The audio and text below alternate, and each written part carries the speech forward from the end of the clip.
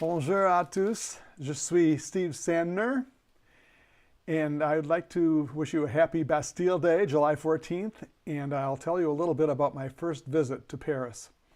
In 2003, I was playing a gig in Morocco, which is the country in northwest Africa, just south of Spain, and it is a French-speaking country.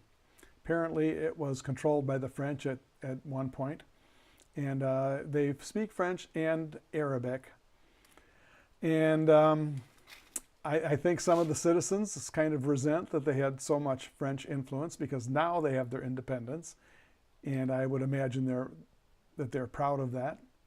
But when I went there, I had to study a little bit of French first because most of the speaking is done in French and Arabic, and English is done in some of the main businesses, but not always in the people who live there. I met a Frenchman whose name was Serge Candiar, and he was a big jazz fan. So he would come into the hotel in Casablanca, Morocco, where I was playing, and he would listen to me playing piano, which wasn't always completely jazz because I would do some pop tunes there as a solo pianist. But he would bring his drums in sometimes, and we would play a little bit of a jam session. And he just had great joy in playing drums. He was a big fan of the American jazz. His favorite drummer was Shelly Manne. And we got to be good friends. So when my gig in Morocco ended, I went to Paris. I had arranged to stay there for a little time on my layover back to the United States, for which there was no extra charge by the airline, or very little extra charge, I should say. It was like $30 or something like that. So I ended up staying 2 weeks in Paris on my way back to the United States. So I flew into Paris. It was November day, and it was a day kind of like this. I'm in my garage now because it's hard for me to find a dry place with light that I can record this. But it was drizzling and it was cold in November, and I didn't have warm enough clothes. I had a dress jacket and I had a sweater on underneath it, and I still wasn't quite warm enough. So as I took the shuttle back to downtown Paris, I had already arranged to rent a room which was near the Eiffel Tower, Le Tour de Eiffel, and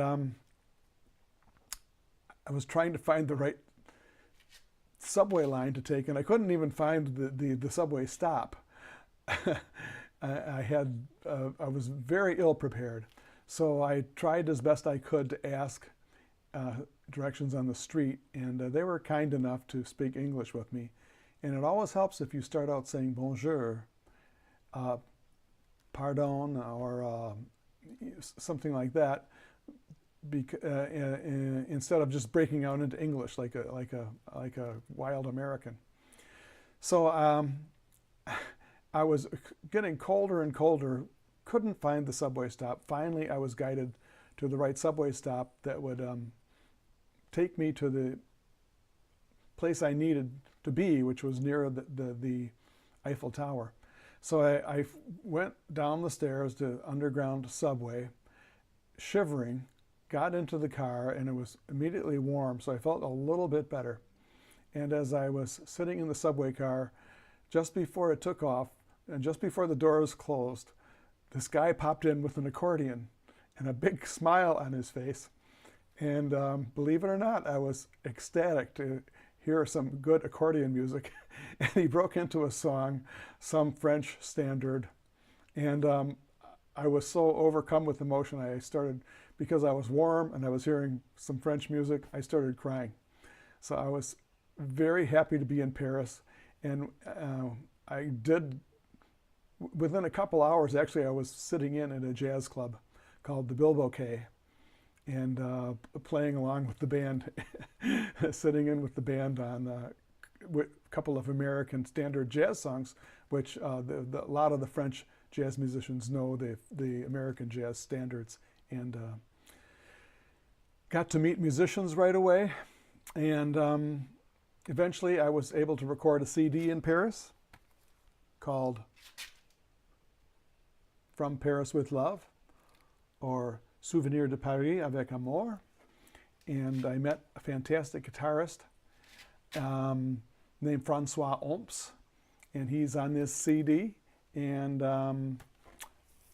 that CD is going to be available soon. I'm working on on my website, as you know, on my digital marketing, which I've talked about before.